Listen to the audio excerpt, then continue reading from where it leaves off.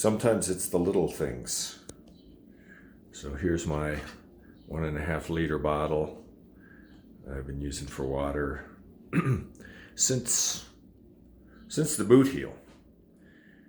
And yeah, I should have gotten a 1/2 liter one too, because the 1/2 liter bottle I have is just absolutely beat up. But anyway, yesterday I got a new 1.5 liters of water, hydrate alkaline water, 9.5 pH. Yeah, well, here's what's going to happen to that water.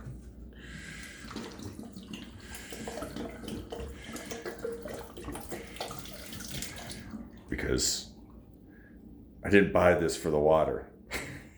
I bought it for the bottle. And as I'm hiking out from town today, I know there's a water source, a few miles up the road. So I don't need to be carrying 1.5 liters for 3-4 miles, something like that, before I get there. I'll just fill up there and take the minimum amount. Same thing with my Gatorade or Powerade bottle. I bought a new thing of Powerade, not because I want Powerade, but because I need a new bottle.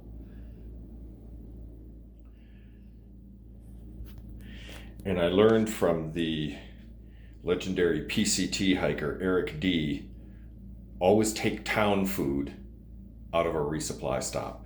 So I got a whole thing of cheese Danish. This will get repackaged into a large Ziploc, but also a banana, avocado, and a little orange there. You carry it like the first day. I'll have this for breakfast tomorrow. But yeah, this is surprisingly energy dense, just because it has so much fat in it. It has some water, but it has enough fat to sort of make up the difference. And you feel special first breakfast out there. It's not just like oatmeal or grits or something like that. It's strawberry cheese Danish.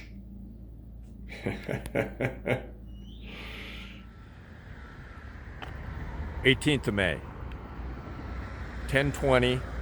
I had high aspirations of getting out early, but realistically I knew that wasn't going to happen. Stayed at the Sure Stay, definitely the hiker hangout here in town, because Denny's is right next door. There's a Taco Bell down the street here, and Walmart is sort of like right next door, as is Family Dollar. So kind of almost everything other than a pizza place, and they delivered last night. So I was thinking about my pack as I was packing up, and there are kind of two kinds of backpackers. You can look at some and they just have this cute little compact, everything is just tidy. It's like one bundle. As you can see, yeah, I don't fall into that category. I'm more like the tinker, just kind of junk hanging all over the place. My stretch pockets in back, seemingly inexhaustible, have just all manner of stuff in them, including at this point 2 bags of chips, because they're a great lunch. You get the greasy kind, definitely not baked potato chips. You get the full grease variety, or Fritos. In this case I have both. Gonna be several miles here before I get out of Grants. The other thing to sort of muse on is western towns tend to be spread out because land's not valuable. And the other thing that occurred to me, I'm not sure I'm technically in the jurisdiction of Grants right now. Leastwise, as I'm hiking up from the highway here, I come to the sign saying "Welcome to Grants." So I think I'm outside of the city of Grants, which is where most of the modern motels are, and as I mentioned, the Walmart and several other things. And this makes a difference to the tax base of a town, where its boundaries are. And if businesses can get a lower tax base and tax rate by moving outside the jurisdiction, they're going to do that, especially if it's, in this case, near the freeway. So, interesting land use sort of observations. I was driving around with Michelle, the trail angel, yesterday, and she was talking about the boom and bust cycles here. And I think this is, well, we're definitely not in a boom town here for Grants, but Grants used to be a big uranium mining area.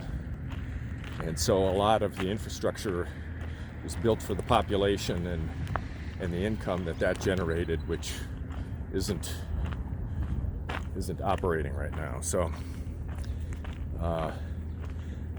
you get a lot of that in the West. Part of the charm of it, actually, but makes it difficult for the people who want to make this area a home, long term. Okay, moving on. I'm sure I'll have more observations as I go along today.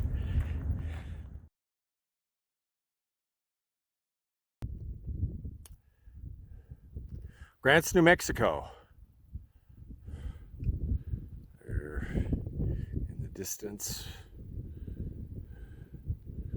Sorry, right about in there. You can see I-40 with the trucks going by. Oh, here comes a train. And I think just below that, I think that's one of the prisons. Maybe the women's prison now, not sure.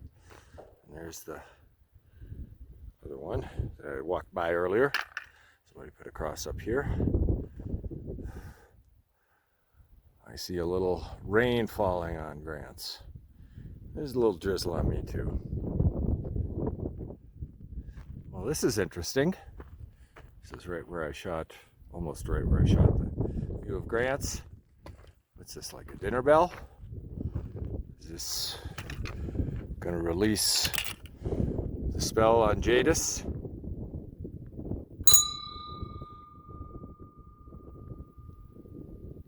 Huh? I don't think so. It's just a bell. And it's fun. So why not? Why not? Well, as you can probably see, I'm wearing my rain jacket because it is raining, and it's from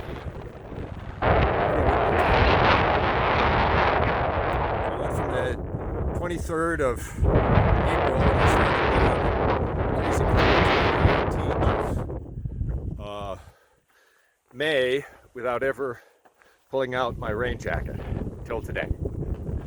And I know you can't smell it, but you can imagine the smell with rain hitting the dust, and also a lot of scents suddenly coming into the air from the plants around as they're opening up, or just getting their essential oils activated by the rain. It's kind of a treat for the nose here. Yeah. So, yeah, although I'm kind of getting knocked around by the wind, it's good for a change. Well, how opportune. I'm just getting a break in the weather here.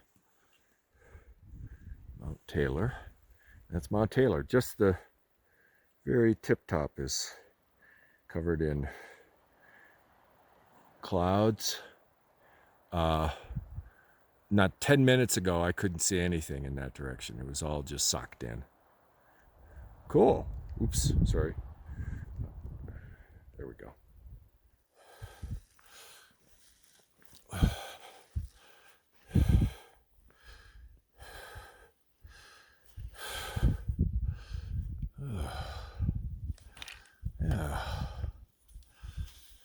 this is worth it.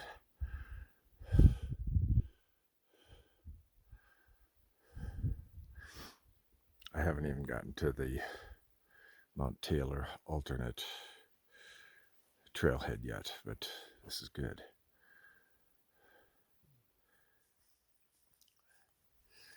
I'm going to set up my tent right here. Just saw Jay and Pocket Rocket down the trail. Jay brought his vehicle up here that's tricked out as a mini camper. And I'm being treated through the trees, admittedly, through the trees, with the sun peeking out right there. Close out a good day.